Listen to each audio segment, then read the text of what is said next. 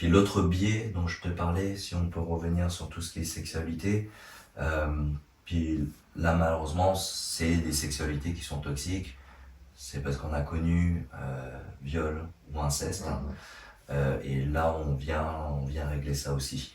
Parce que si aujourd'hui on a une sexualité malsaine, c'est parce que dans notre loyauté, on a peut-être porté des choses qui nous a freinés dans notre élan de s'épanouir sexuellement. Donc oui, il y a aussi cette envie de se reconnecter avec notre énergie sexuelle, mais en nous débarrassant aussi de tout ce qui a été noirceur dans notre enfance en fait, ou dans nos vies, dans notre transgénérationnel. Ok. Ouais. Maintenant, je te propose de laisser de côté les constellations Ouais. et de me dire pour toi, qu'est-ce que c'est l'énergie sexuelle, l'énergie, la sexualité, etc. Waouh, ouais, c'est une belle question. C'est une belle question.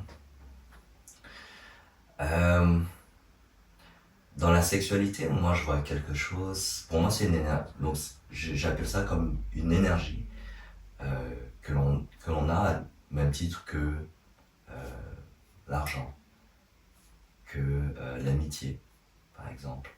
Et pour moi, l'énergie sexuelle, c'est, pour moi, de mon point de vue, c'est quelque chose d'extrêmement intime et que je vais pouvoir seulement partager avec une personne qui a la même énergie que moi. Ça prend un consentement, ça prend une vibration et ça prend deux personnes connectées pour pouvoir le vivre de manière pas intense mais de manière correcte, j'ai envie de te dire.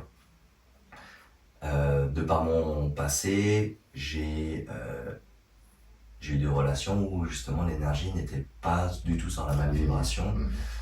Et non, pour moi ça fonctionne pas. Donc il faut vraiment un temps, il faut vraiment une connexion pour que ça fonctionne.